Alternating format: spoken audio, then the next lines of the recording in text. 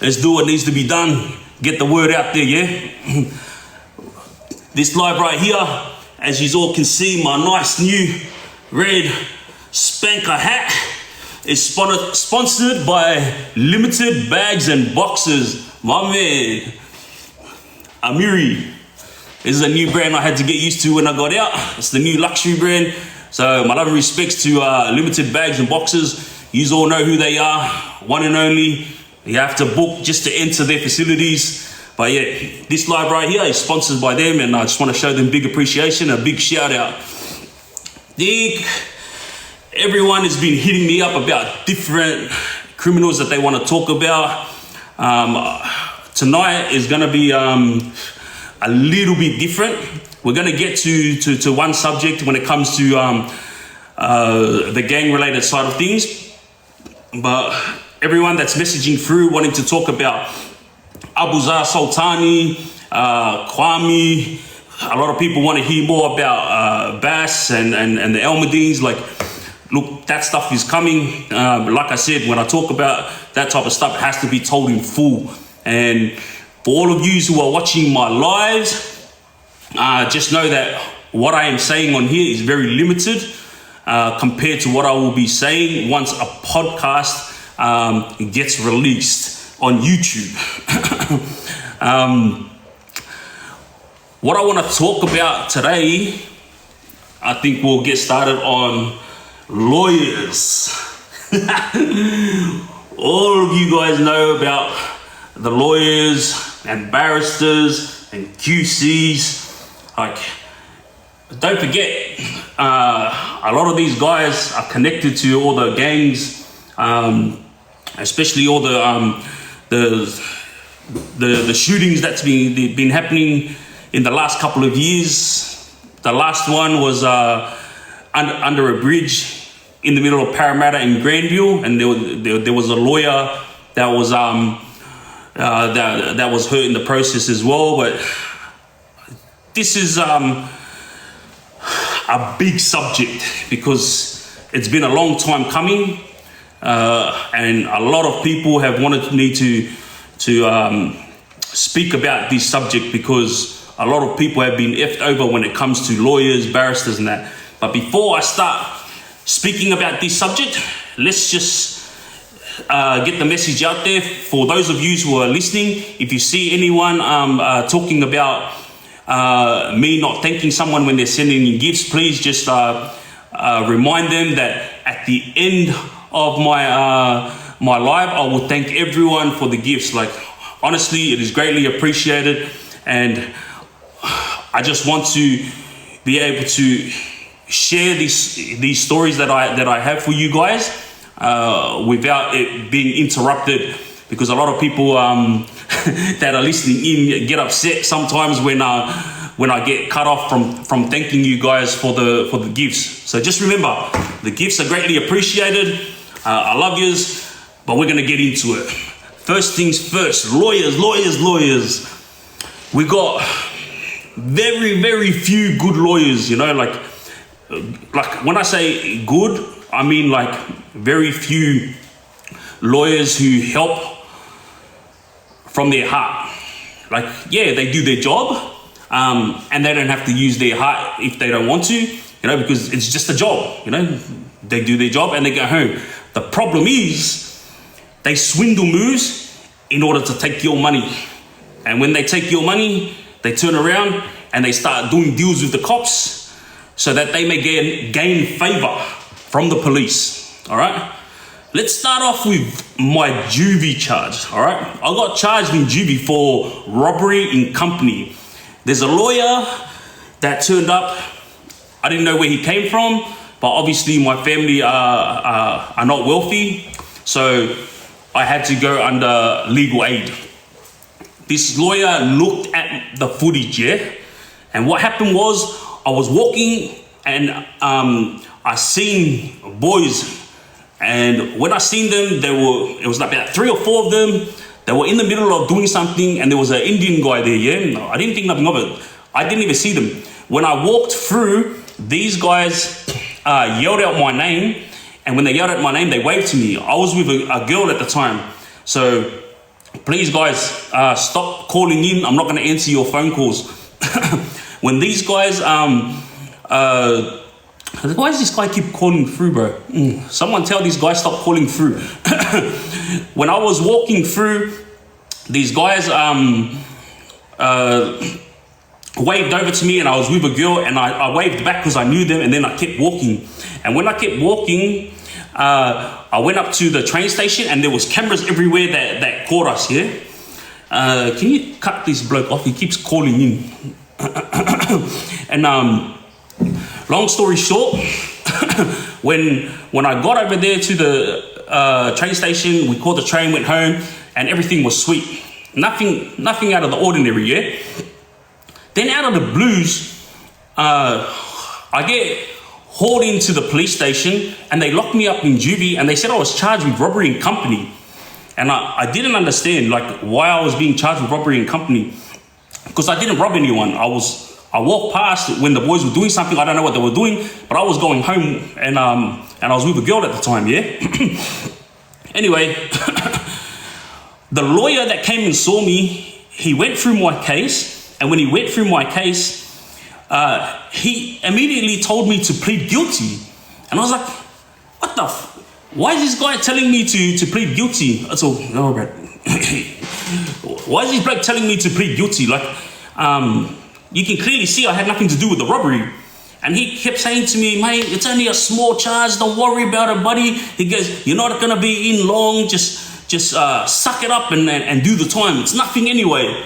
And I was like, mate, I didn't do anything wrong. I'm not freaking pleading guilty to something I didn't do. He goes, buddy, he goes, you're going to get found guilty. And he said to me, this is what he told me. Remember, I'm a kid. He goes to me, camera footage has got you waving to them. So immediately, that puts you in a position where you should have rang the police and told them that there was a robbery going on. I go, hang on a sec. I didn't know there was a robbery going on. They waved to me. I waved back and I kept walking. I had nothing to do with it. And he goes, yeah, but Pete, you have to understand, you're going to get smashed. So it's best for you to just plead guilty. The stupid kid in me, I ended up pleading guilty. Oh, mate. Guess what I got for it? Hey? I spent 1 year in juvie for something I didn't do. I had nothing to do with it. Like, and this lawyer was the one that took me into it. Now that I'm older and I'm wiser, I've realized, yeah, that when you're on legal aid, the barristers, the lawyers, this is how they work. The quicker they get you to plead guilty, the quicker they get paid. So if you've ever sat in front of a lawyer and they're trying to verbal you to plead guilty, especially you young guys that are going to juvie, this happens to every kid that's been in juvie. And I bumped into a lot of boys that was in juvie that also pleaded guilty to things that they never should have pleaded guilty to, yeah? So to all you young guys out there, if you have a lawyer that you deem is unsuitable or not doing his job to the best of his ability, then get rid of him. Like, you have to contact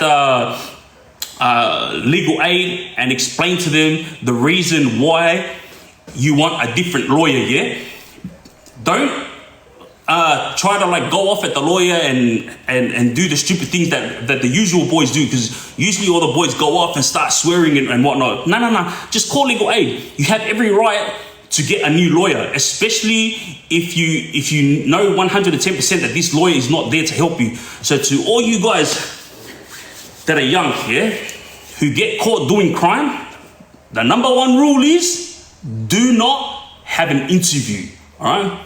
I stuffed up there. Yes, there was a lot of times I got arrested and I got locked up, and it was because I had an interview, because a lot of the things that I got arrested for was rubbish. So I thought I could get myself out of it, but guess what?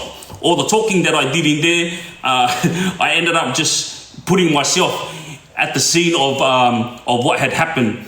Then I ended up pleading guilty to it, and I ended up going to juvie for it. Yeah, so number one, no interview. Number two, when you get a lawyer, make sure that you understand what they're talking about. And if you have nothing to do with the charge, do not plead guilty. If you tell your parents, because remember, like, you're young, so lawyers will try to verbal you all they can, yeah? Tell your parents, tell the juvie workers, like anyone that's there that can help you, explain to them that you do not trust your lawyer and you do not deem them suitable, and legal aid's obligation is to give you a lawyer that you're happy with. All right, so that's number one. My robbery in juvie, where I did 9 months. I was supposed to do 9 months, but I ended up doing 1 year because I hit a worker at juvie. So that 1 year that I did was for nothing. The extra 3 months was stupidity. Now let's go fast forward to the 10 years that I spent in prison from 2007 to 2017. That's the 10 years that I served. Yeah, I was only supposed to serve 7.5 years. But because I was running amok in prison, I ended up serving my whole sentence, the whole 10 years. Now, I had a lawyer who is now on TV pretty much every week, yeah? I'm not going to name this guy. Like, all this stuff will be revealed in the podcast when I do everything professionally. Now, this lawyer had a paralegal, and paralegals are those that go above and beyond for you because they're trying to make a name, and they're trying to be a certified lawyer, yeah? This lawyer left me with it. Pretty much didn't try to help me. I was an 18-year-old kid. And the paralegal was trying to help me, but the lawyer was pretty much pushing him aside. So when the barrister came into things, the barrister, he was all right. But at the same time, as soon as I finished a hearing or a court date, this guy was having coffee with the police officers that charged me. And yeah, of course, he can have a coffee with the police if he's friends with them and whatnot. But this is what you guys don't understand, yeah? Is police will go above and beyond and out of their way when they shouldn't be, yeah? Like, above and beyond is like for their job. But when they go out of their way to try to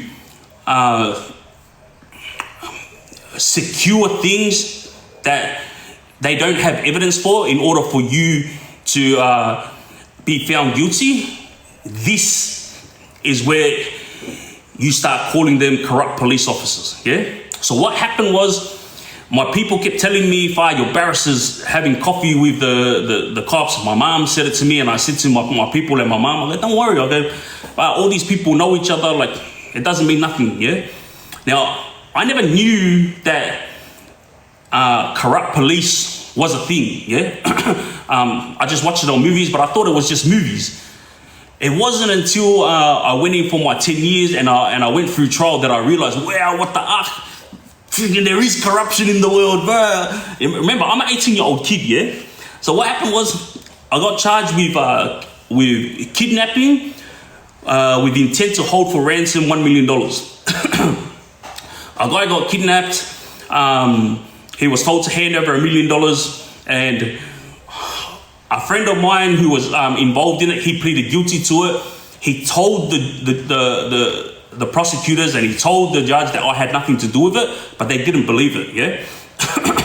And when I went to trial for it, the actual person who got nabbed, halfway through the trial, when he went on stand, he actually said, "This guy's got nothing to do with it. I told you it was Asians.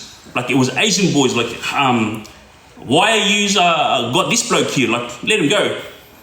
And guess what happened? The prosecutor stopped the whole court and he said, "Your Honor, I want to say that this inmate," or sorry, he wasn't an inmate, but this person is here today to sabotage the case, and we have a reasonable reason on why he's doing what he's doing. Because remember, he's their crown witness, so he did snitch me in, yeah? But when he turned up to trial, he changed his story. But when we went through the facts in the brief, what he said was, it was Asians that I saw and a few islanders. And then when he turned up to trial, he retracted his statement and he said, "This guy's got nothing to do with it." And then the judge told the prosecutor, give me 2 reasons why I shouldn't let Wayusu walk home now. Like, that's your whole case, that Crown witness. That's your whole case thrown out. The jury got told to leave. The prosecutor explained that there was a lot of threats and a lot of things that had happened to him, this guy and his family, and that's why they believe that he's here today to sabotage the case. And what didn't help was the way that this victim spoke. Like, he was pretty much acting like a gangster on stand. It was like, bro, this guy's got nothing to do with it. What are you talking about, bro? Like, that's how he was talking. He came with a bum bag, gold chains and all that. And now, the trial went on and I ended up getting found guilty and I got 10 years for it, yeah? The thing is, I explained to my lawyer and my barristers, I go, how the hell did I get found guilty when there was no evidence of his blood in my car? Because they said that it was the car that I was in, yeah? That was a part of the napping. I said there was no evidence whatsoever of that. The victim's fingerprints and blood and all that was nowhere in the car as well. And and he actually went on stand and said I had nothing to do with it. Like, how does that work? Right. There is a barrister who is the most well-known, yeah, I'd say in Australia, all right? This guy is the go-to guy for all the high-profile gangsters, yeah? Guess what he turned around and said to me back then? He said to me, nah. He goes, it didn't really sit right with me how he said it. He goes, so I don't really deem you having any merit for your appeal. He goes, so I can't help you. Remember, I'm a young 18-year-old kid. I don't have money. I was struggling. I had no older boys trying to make me help me understand the legal system. So pretty much I got kicked to the curb. My lawyer left me with it, just talk rubbish. My barrister couldn't do much because he was too busy having coffee with the cops, and the judge wouldn't have a bar of it. Yeah. Fast forward 9 years later, yeah, I'm kicking back in Supermax, and I got a new lawyer for a charge that I copped inside prison. This new lawyer went and spoke to the barrister, like they're friends, yeah. And while they were talking, she like mentioned my name. And then that barrister was like, hang on a sec, I know that guy. Has he got long hair? And she was like, yeah.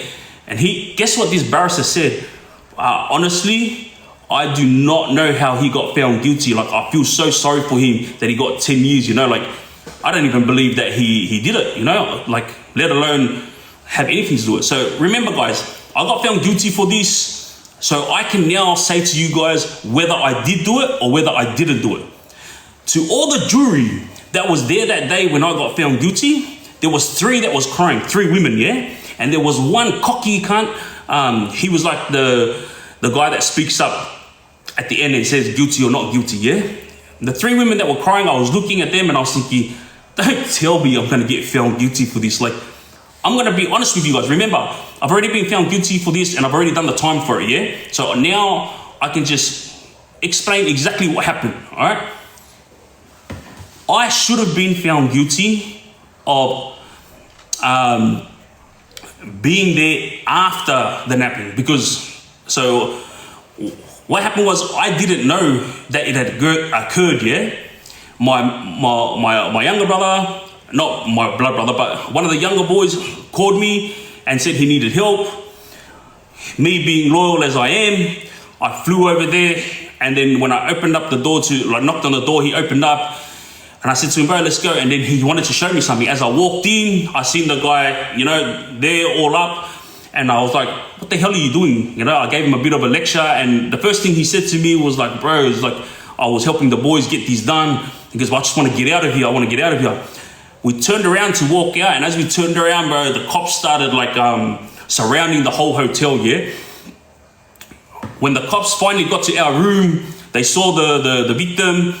They put us both on the ground and handcuffed us, and this is what the cops did. They took off my shoes, they lined it up, and then they took photos of it. And I've been in and out of juvie like my whole life, and I've never had that happen to me ever as a juvenile. So I was a bit weirded out, yeah? And when I got to trial, guess what they did? They used it as evidence against me. They said, Peter was so comfortable when he was in this hotel room with the victim, because when we arrested him, he had no shoes on. What? That's corruption right there. Yeah, these are the little moves that police do, which they shouldn't do. Like, to all the cops out there right now who are watching this, let me say something to you guys. Yeah, you have families that you go home to. Yeah, you have kids, and you have nephews and nieces. How would you feel if police officers did this to your family members? That's all I've got to say. Yeah, like, I've seen a lot of police officers come up in the ranks, and then something happens to their kids, and then they start outing corrupt police. You know, like, why are you only outing it now because something happened to your kid? Why didn't you out it back then when you found out about it? Yeah. All right. So this is not about corrupt police. Yeah. That will come later. But all I'm saying is, I had a lawyer, I had a barrister, and I had a paralegal.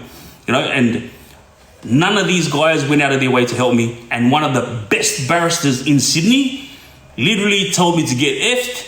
Why? Because I didn't have money. You know, like, I asked him there and then, when he told me there was no merit for my appeal, I said, oh, is this a case of having money? Like, maybe I can pay. And guess what he said to me? He goes, you won't be able to afford me. So, to all you youngsters out there who are running amok right now, who are thinking, yeah, gangstering on is easy, who are thinking jail's, you know, a walk in the park, let me tell you something.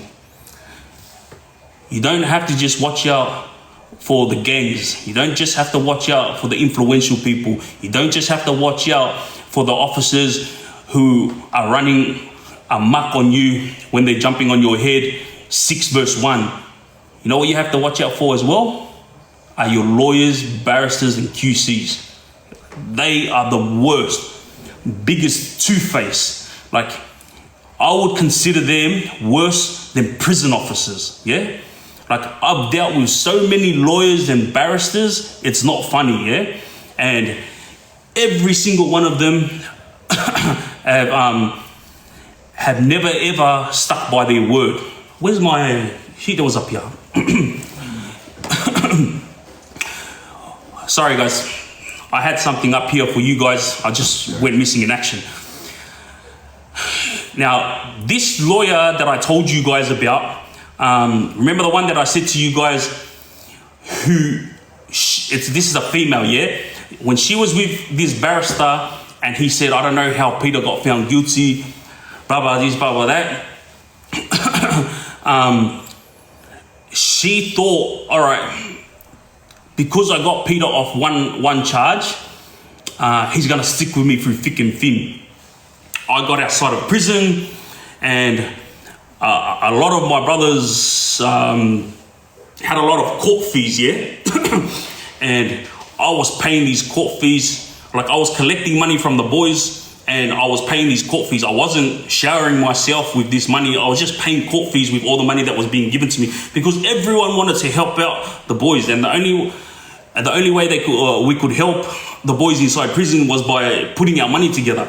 Now, when it comes to bikies, they have this thing, yeah, where every month you got to pay a certain amount of money. This money goes to the treasurer, or it will go to the head of their gang, and then this money will pay the rent of the clubhouse, get more jackets, and help in any which way they deem suitable.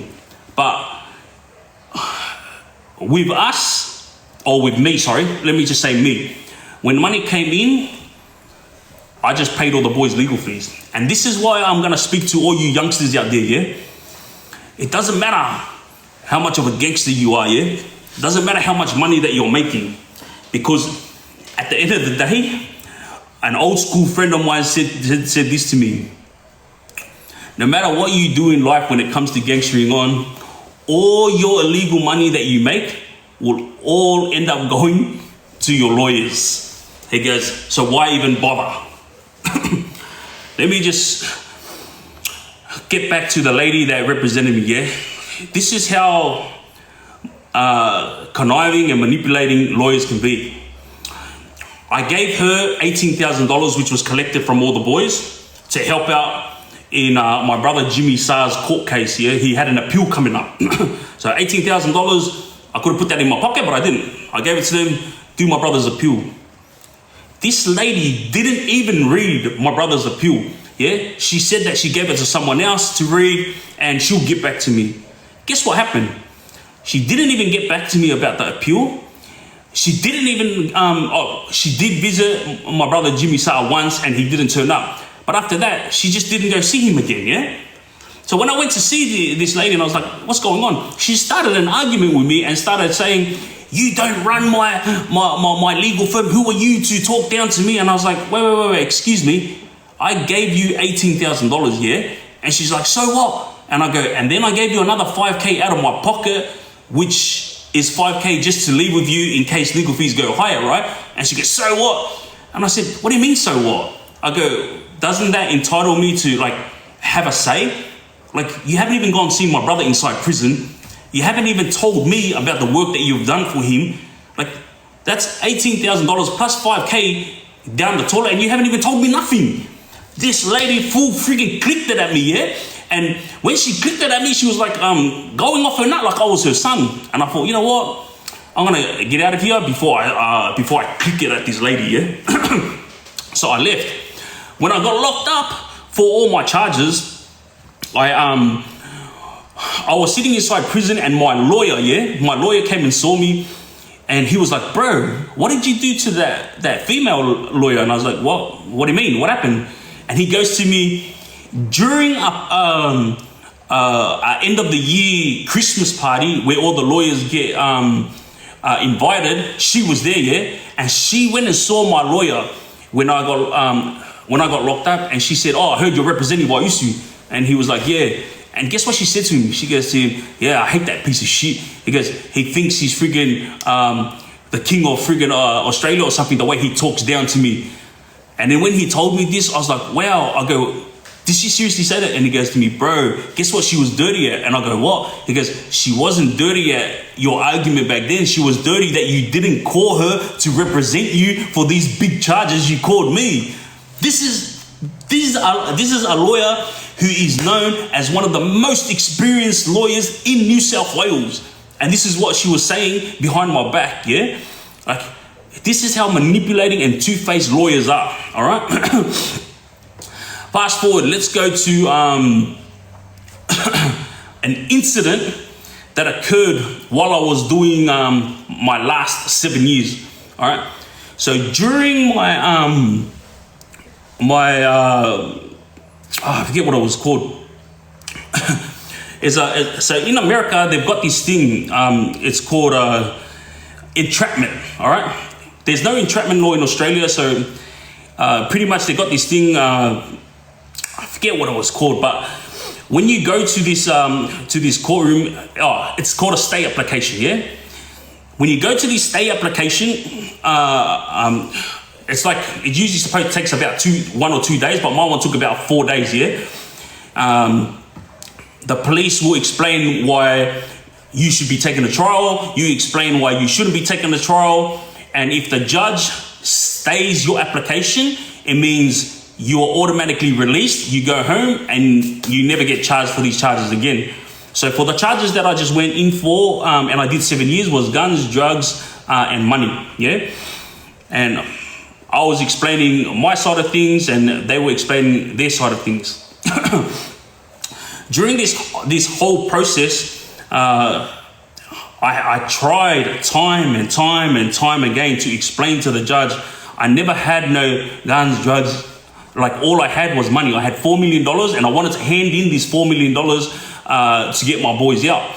And my lawyer actually went on stand, yeah, during the stay application, and he actually said that. He told these, I have paperwork for all of this, yeah. He actually said on stand, when Peter first came to see me, wanting help to do a deal with police in order to get his brother and the boys out of prison, he did not come to me with guns and drugs. He came to me with $4 million. So I had 4 boys that got locked up, my brother and and two of my cousins and one of the other boys, yeah? When they all got locked up, I went with $4 million and I tried to do a deal with the police, handing in $4 million to get all 4 boys out. Back then, my lawyer, he was supposed to go and do the deal with me, for me, directly with the police, yeah?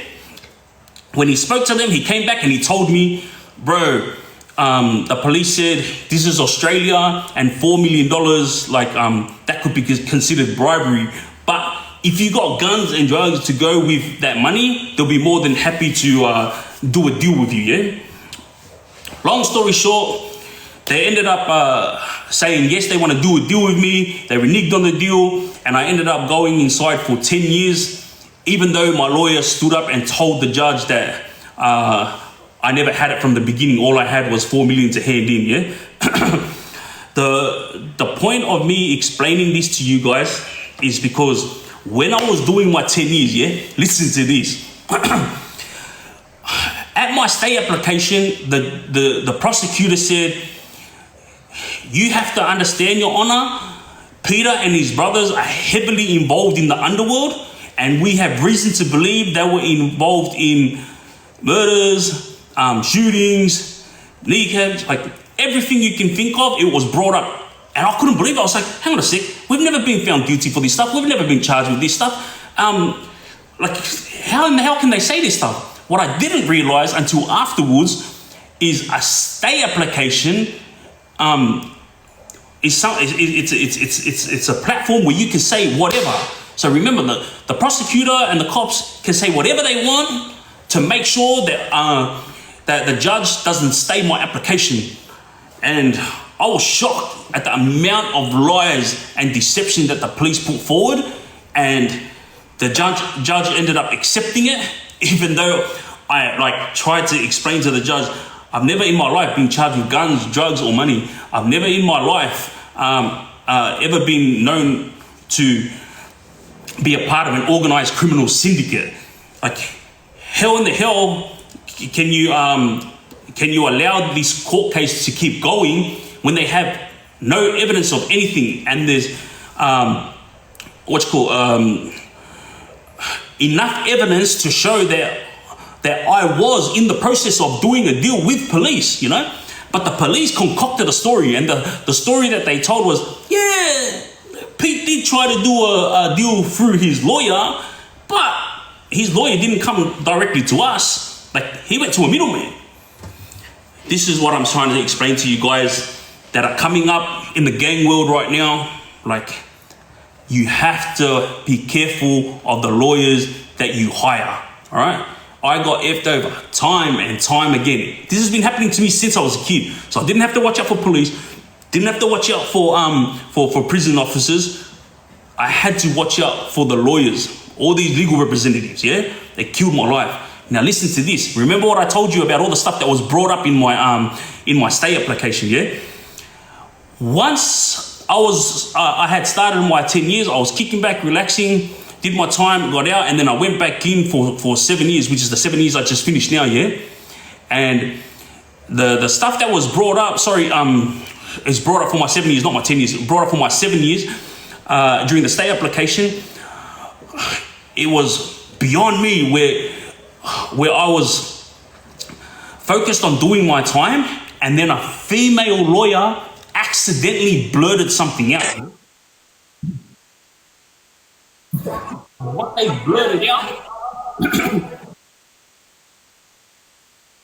so much noise. So what they blurted up, love you.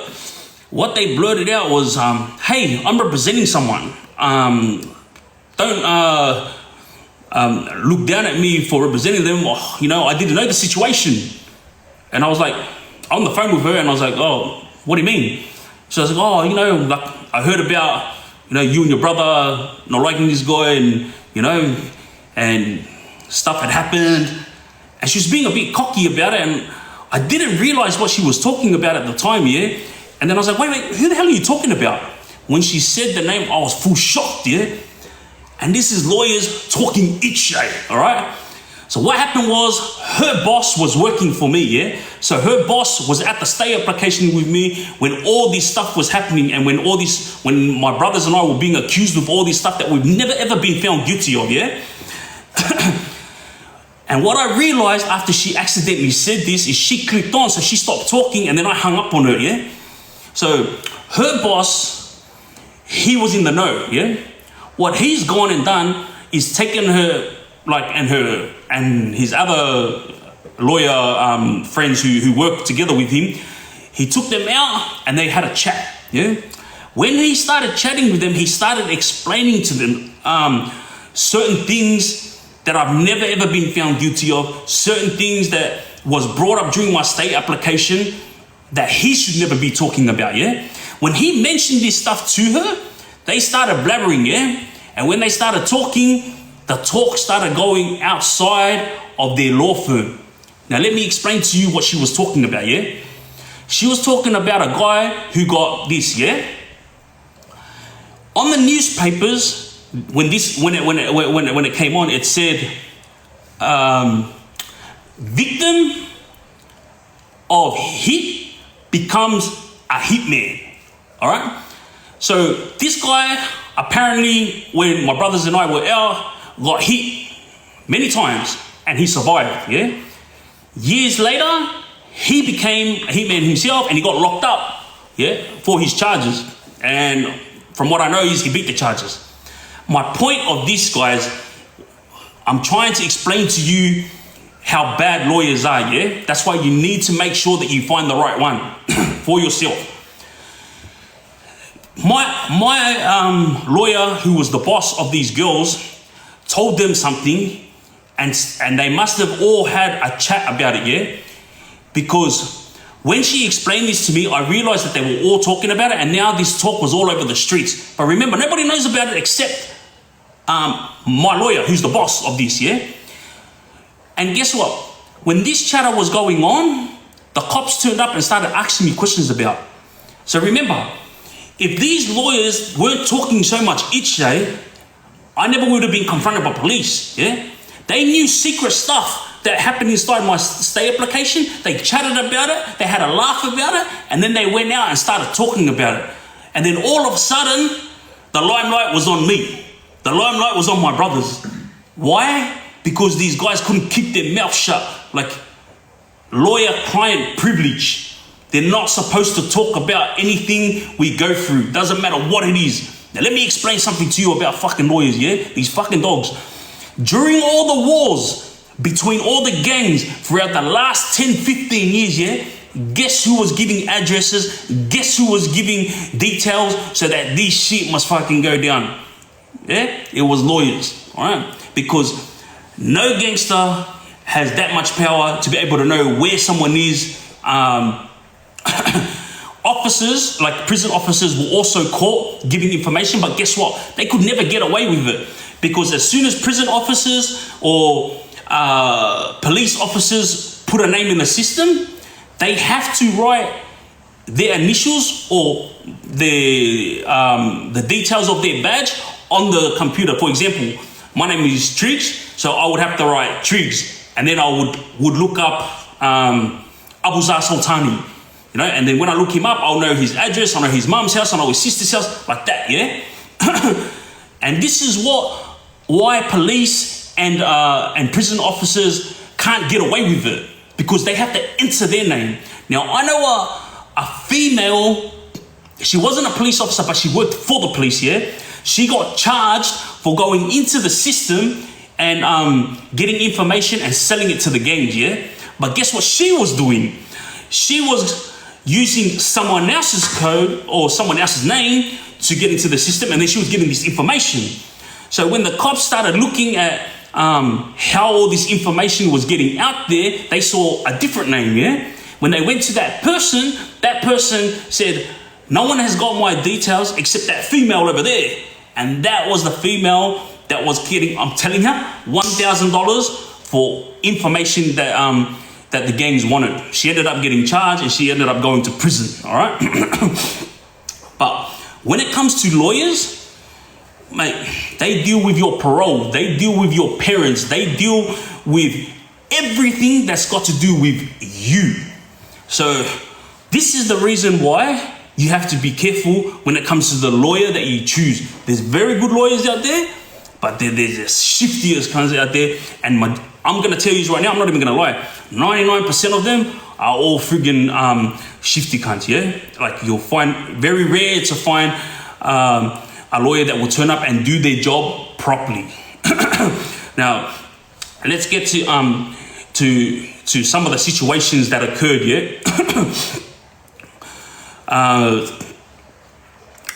When I got taken to Crimes Commission, I had a lawyer and I had a barrister. Remember, I'm not going to mention these guys' names, but all these names will be revealed so that all of you out there may know who's shifty and who's not. All right. And the reason why I'm outing out all these lawyers and whatnot is because you guys have family members who are coming up and they're involved, heavily involved in gang-related stuff. And then there's family members who have what's called sons and daughters who have never been in trouble in their life, yet they're going through a situation right now where they're getting swindled and they don't even know it. All right, so that's the reason why I'm explaining all this stuff to you guys. Yeah, for one day of Crimes Commission, listen to this, one day of Crimes Commission, they went to negotiate so when I got shut down, all my money got taken off me, my cars got taken off me, my businesses got shut down, and all my banks got frozen. I lost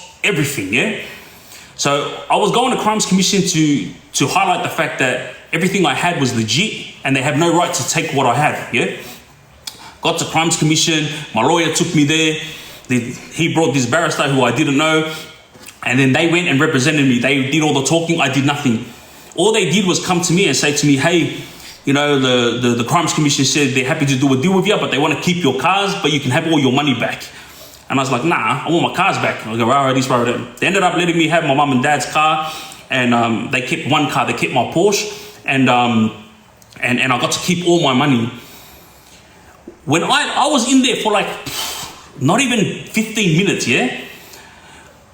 Fast forward 5 years later, and I got this paperwork when I was going through it. And guess what this paperwork said? It said that my lawyer on that day charged me $19,000 for one day, and my barrister charged me $24,000. But this is my hard-earned money that I made, yeah? And there is no lawyer in Australia that will get paid $19,000 for 15 minutes. Let me tell you that, all right? And this is what they did to me. Another story was with a young kid who was charged with terrorism. I was with him in Supermax. He's a good kid. His family don't have much. When he got locked up, he explained to his lawyer, I don't have much money. And his lawyer was a Middle Eastern guy, so he thought he could trust his lawyer, yeah? And he said, look, I don't have, my family don't have money, so I'd rather just go with legal aid. And this lawyer swindled this move and told him, look, what you said, it was just a load of rubbish, you're a kid, I can get you off these charges. But just ask your family, like, man, can't they fork out 10, 20K? And he goes, no. They can't fork out no money. I don't want to put no pressure on my family. I want to go legal aid, that's it, simple as that. Then he went back to doing his time. Remember, he's an 18-year-old kid. This lawyer went behind this kid's back and went to his mum and told his mum, listen, I can get your son out if you can get me about 30, 40K. And straight away, this mum, being a loving mother, she went into her bank account, got the last $40,000 that she had in her bank account, her and her husband, and they handed it over. This was all the money they had. After this guy got the $40,000, he didn't even tell the young kid that his parents had paid this money up front to have a private lawyer, yeah? A year and a half later, his lawyer turned up and told him, look, we can take this to trial, but I think it's best that we do a deal with the police to drop your charges so you can go home. But we're gonna need a bit of money, you know? And he said, mate, you already got $40,000 off my parents. That's all we got. Like, we have no more money. So if you're gonna want money from me, it's not gonna happen. Put me on legal aid. And what people don't understand is, if you pay privately, like say if you gave 40K to a lawyer, yeah, and then afterwards you say, can I get on legal aid? It's very hard for you to get on legal aid after you've paid money, because now they think you've got money. All right, you can still get on legal aid, but it's very hard. All right? This same lawyer, who I'm going to expose later when I do my podcast, went back to his parents and said the exact same thing. Everything's going good, everything looking good, but we're going to need another 30, 40K. And if you do this, I promise you, I'll get your son out. Mate, the mum had no money, the dad had no money. So what did they do? They reached out to their extended family for help. The extended family put all money together, got another $40,000, handed it over to this lawyer.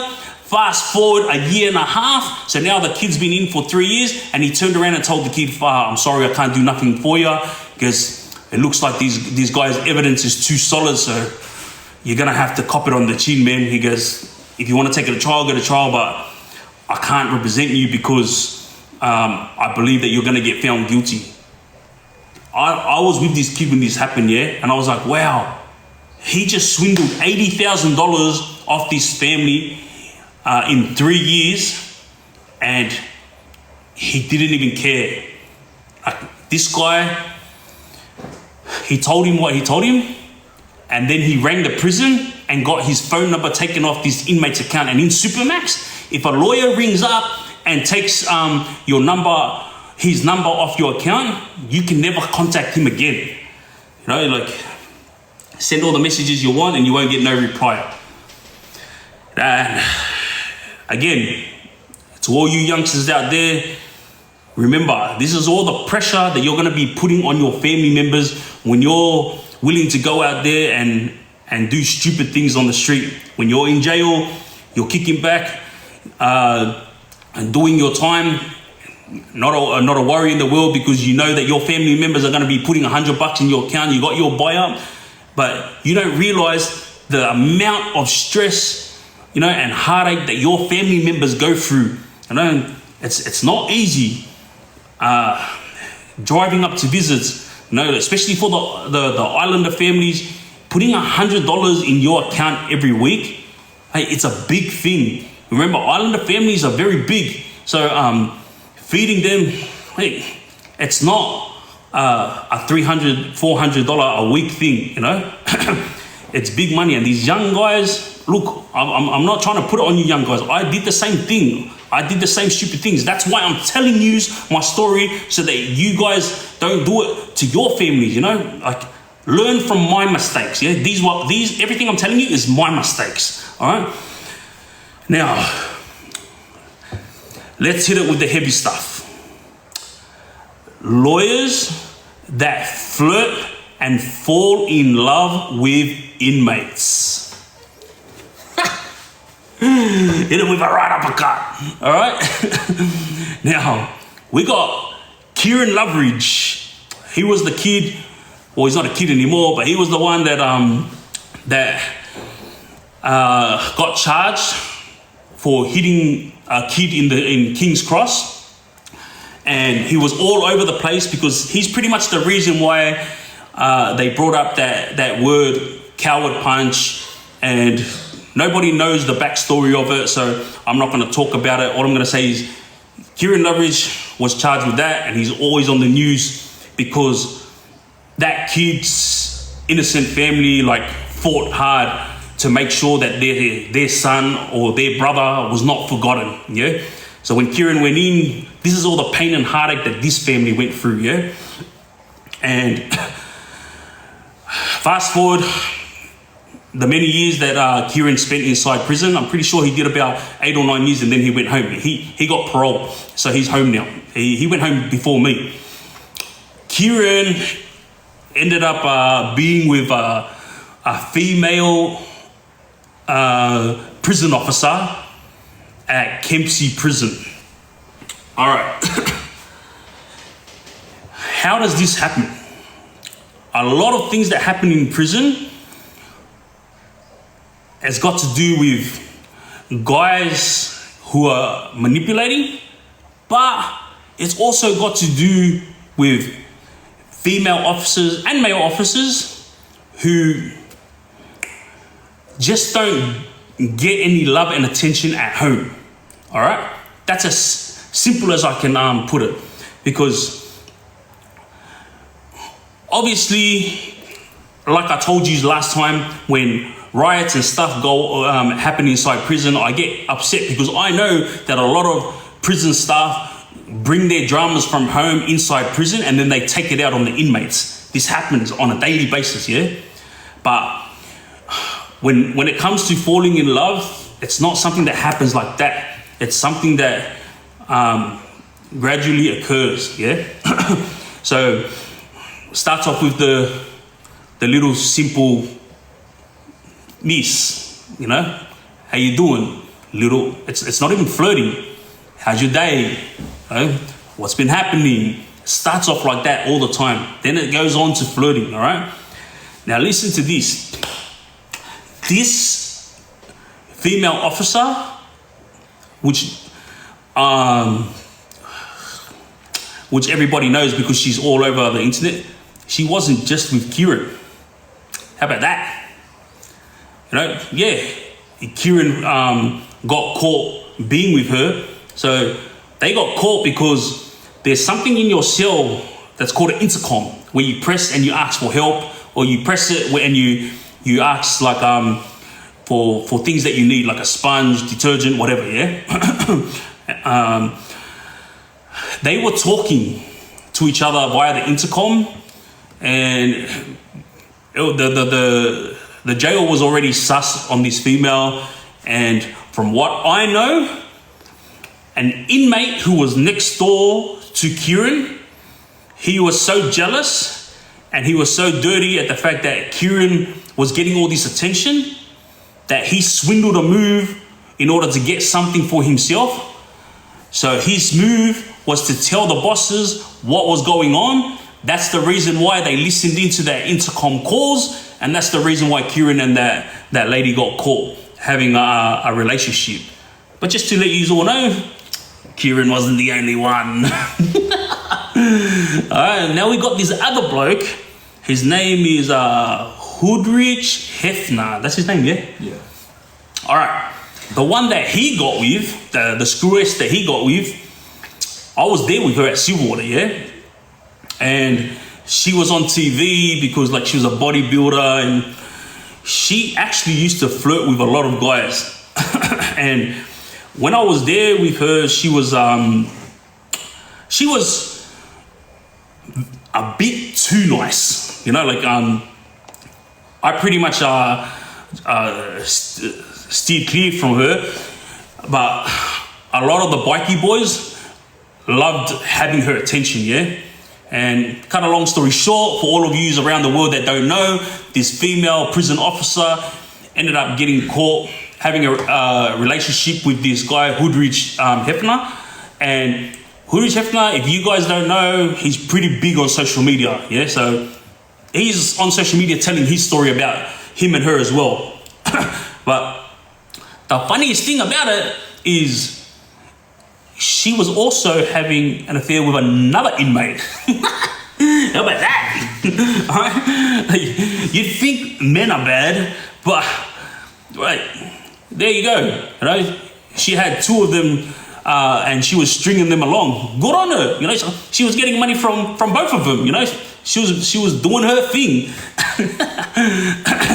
But the core of what we're talking about tonight is lawyers, yeah? Don't forget, I haven't forgotten, lawyers for flirting and falling in love. Let me tell you something about one lawyer, yeah? She's a female lawyer from Parramatta, all right? She used to work for this one company, but now she's got her own company, yeah? She had 3 boyfriends, all inmates, all right? One was at Parkley, one was at Windsor, and one was at Kempsey prison, all right? And guess what she did? She was swindling money off all 3 of these inmates here, Like they would send her flowers, luxury brand bags, they're sending her everything, all right? Don't forget, I'm not talking out of school because I was in and amongst all this stuff, so I knew what was going on, all right? And hey, I give it to her. This is what men do to females all the time, you know? They swindle moves like so they could get sex, you know? But these females, they swindle in their moves to get money, all right? Now she had 3 boyfriends, and guess what happened? Out of these 3 guys, 2 of them ended up punching on inside prison over her, not realizing that she was using all 3 of them, all right?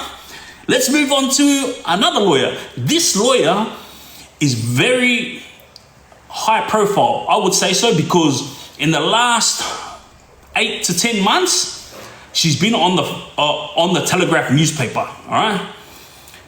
Let me hit you with this one. Inside her, one of the cases that was on the media every day, yeah, she had walked in to pass on paperwork for her client, yeah, and when she had walked in, the inmate that was on screen saw her, and he yelled out to her in front of everyone and said, "You little slut, why don't you pull out your hoo-has like for everyone like you always do?" He put her on show, yeah? But what people don't realize is this is what she did. Like, she would do things like this so she could get more money. Remember, if you're a lawyer and you have a boss, when you get paid, when you get paid from a client, the money doesn't go to this lawyer. The money goes to the boss, and then she gets a percentage of that money, all right? So any move that these female lawyers could do, they do it, you know? And I'm not just talking about the female lawyers, the male lawyers do it too, you know? But the only difference is a lot of the females that get arrested and locked up, not many of them are money makers. Don't get me wrong, there's a few money makers in there amongst the females, but more so the, hang on guys, let me just do this puzzle. Boof. Wait. Oh, perfect. All right. To 1 million likes. Sorry guys, I was just doing the puzzle just to make sure that they know I'm not an AI. So listen to this, yeah. This female lawyer who is freaking well known in New South Wales, yeah. She was flirting with one guy who's in for multiple murders, yeah? And he ended up passing her along to another guy who's considered his cousin. And this is what I laugh, because I was there when all this was happening, yeah? He passed her on, and then his cousin ended up falling in love with her. So he sent a message back to his cousin and said, "Please don't call her anymore because like she's my missus now," yeah? And he was like, "Yeah, sweet, all good." So them two were flirting, them two were doing everything together. Like obviously they couldn't do much, but she could show him a little this and that, and this was happening in there, yeah? And mind you, the reason why I'm not going hard with talking shit about the inmates is because they showed me evidence of this stuff. Guess what? You know the mobile phones that they smuggle into prison? They were talking to these female lawyers on this mobile phone, and they had pictures of these female lawyers in lingerie and everything, and I saw it. So that's the reason why I'm bringing it up. It's not because I got told a story. Nah. I was there, all right? And this is not the only female lawyer that does this, all right? How about this story? A female lawyer who created a war inside Supermax, yeah? Listen to this. She was talking to one inmate, yeah? This one inmate starts using her to send messages back and forth to people that he knows. And there was internal dramas with gangs, different sects of religions. When I say sect, I'm talking about SECT, all right? And what nobody knows is that all the drama that occurred, it never would have occurred if this female lawyer just kept her mouth shut and just did her job as a lawyer. She got heavily involved because she was flirting with this inmate, yeah? And guess what? I was standing there one time when he was having a phone call with her, and he told this female officer, I want you to, female lawyer, I want you to spit on yourself. And guess what? She did it. I actually heard her do it. I was like, what the hell? Like, this is what I'm saying. These lawyers, as long as you're giving them ashkay, like, mate, they're gonna freaking go above and beyond for you, you know? Like, and I'm not talking, the male office lawyers, like, they swindle moves, like, behind the scenes, like, in a shifty way, yeah? But the female lawyers, they use their assets, all right? And I actually don't hate on that. Bro, honestly, I'm all for it. I'm like, do your thing, you know? Like, you're getting paid chump change from your boss, do your thing. But don't get caught doing something that will have your name shuffled around amongst the gangsters where they start plotting against you. All right. So this female lawyer thinks she's all that. She thinks she's a fucking gangster, and she thinks that because she was the one that was passing the messages back and forth. Yeah, she was the one who fucking created all this. And hey, I'm not just saying that that the lawyers are the reasons why a lot of things happen, mate. The cops, they also freaking do this shit. Yeah, the screws, they also do this shit. The reason why I'm only talking about lawyers is because right now, I want to show all the youngsters out there how two-faced lawyers are. Your legal representatives, you need to analyze them thoroughly so that you have a good representative, because a lot of these kinds are bad two-faced, yeah? When I'm talking about screws being involved in this stuff, like, none of us know when a rapist or pedophile or anything like that walks into the wing, yeah? But guess what? The officers tell us because they don't like these type of people too. And then when the boys do what they got to do to these disgusting people, the boys get in trouble, they go to Segro, and then the governor's trying to figure out how the hell did they know about this person. And guess what? It was because the officers told them, yeah? And then there's another situation where many police officers have been arrested for giving over information. So don't think I'm just putting down the lawyers. It's just today is all about lawyers, all right? The corrupt officers are the ones that they do what they need to do, and then when they get caught, obviously they regret it.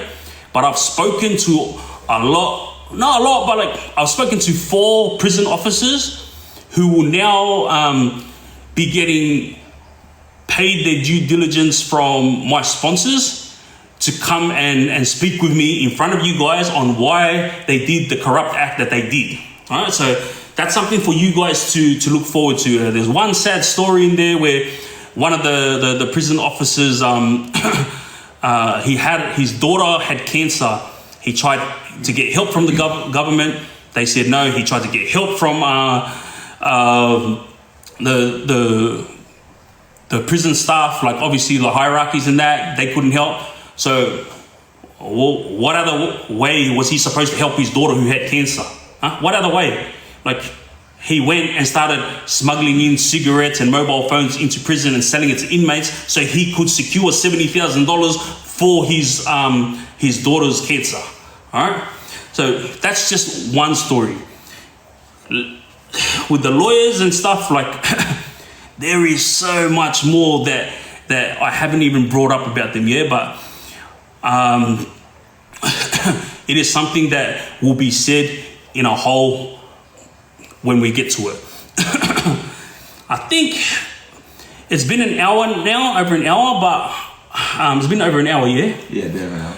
But how about we end this with the story of MASI ROOC and the song Is it called Real or Who's Real?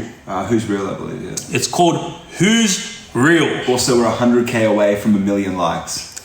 We're 100K away from 1 million likes. Oh, wow. Far out. Bit over 100K. Love this. Tap it up. All right, now, that MASI ROOC and that Hooligan HEF came out with a song that was called Who's Real? Or is it Who's Real or Real? It's called something like that, yeah?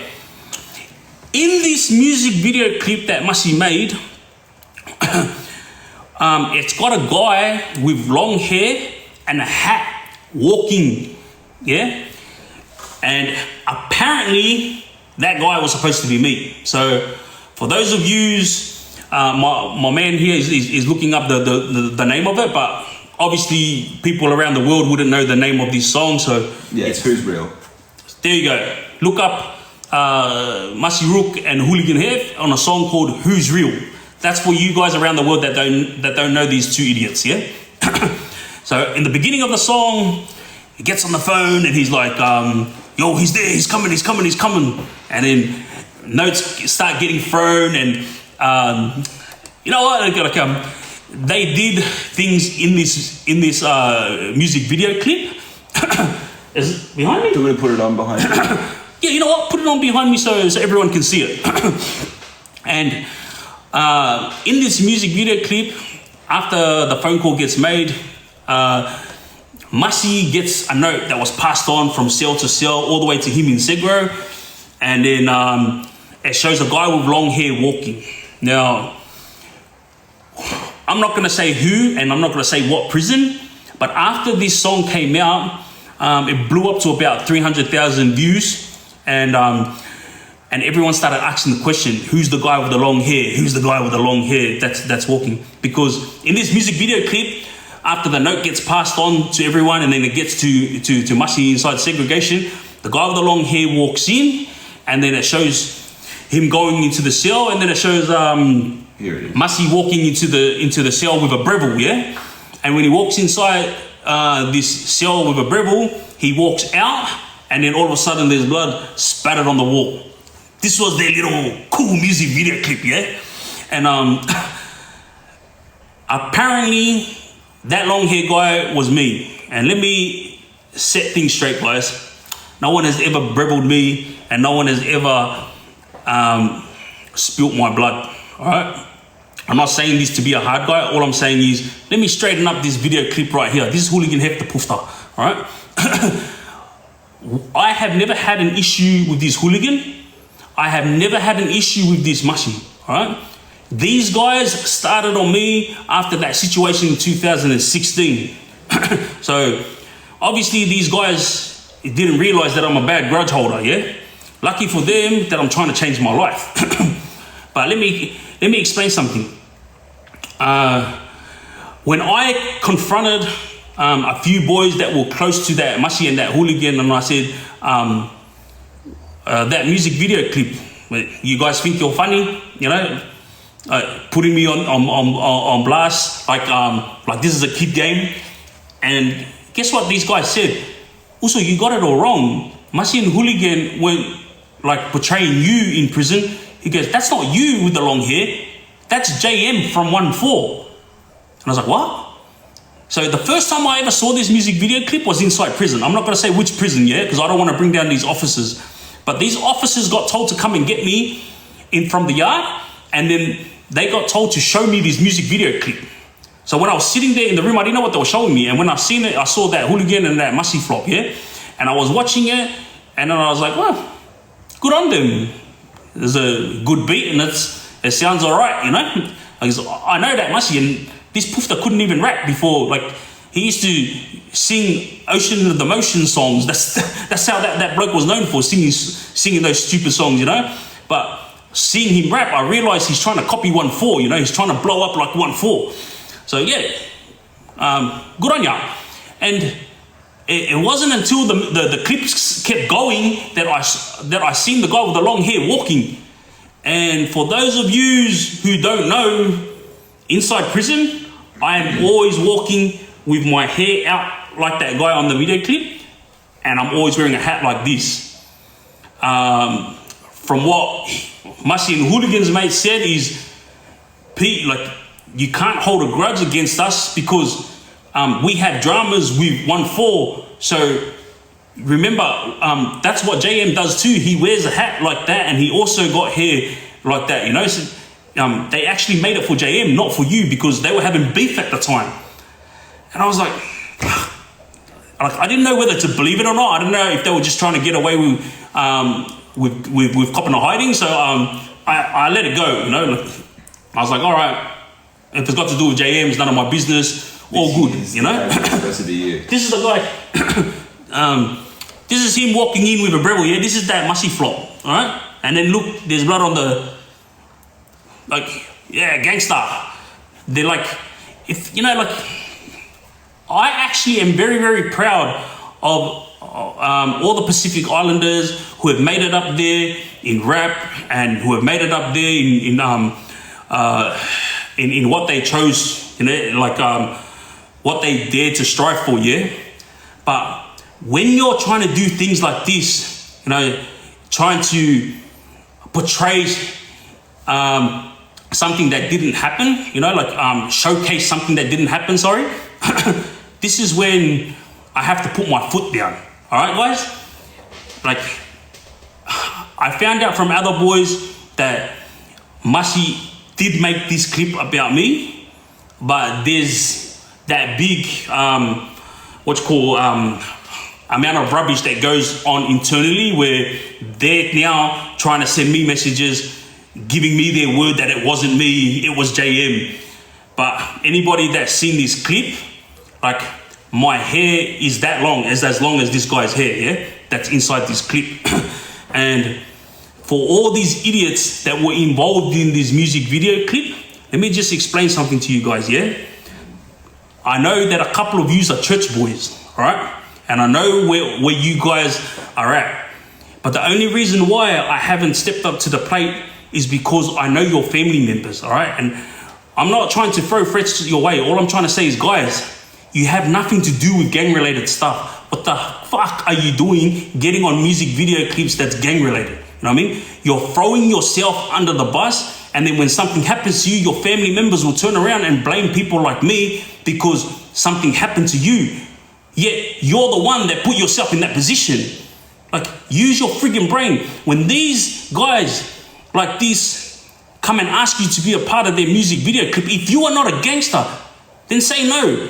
Like, why the hell would you want to get involved in this when you know they're against guys like myself? You know, like, even with the other gangs I'm not going to talk about right now, like, there's a lot of innocent church boys that are in these music video clips, yeah, just to blow it up a little bit. So when you watch 1-4's music video clip, not everyone there's 1-4. A lot of them are just Mount Druitt boys, and they all love 1-4, and they all want to support Mount Druitt, all right? And all of them cover their face, so all good, all right? But then you got a lot of these fools that didn't even cover their face in that Who's Real song, and I'm like, bro, what the hell? Like, I'm getting messages left, right, and center of addresses and where these guys work and whatnot, and I'm not going to do anything about it because these guys are church boys. But hey, guess what? You're going to soon bump into someone that does give a F about it, you know? And this is why I'm giving you fair warning, you know? When these big gangsters try to get you involved in their music video clips, when these big gangsters try to get you involved in dramas that's got nothing to do with you, just say no. It's as simple as that. You know? I'm going to finish it here, guys. I'll see you all again on Friday. Have nothing but my love and respect.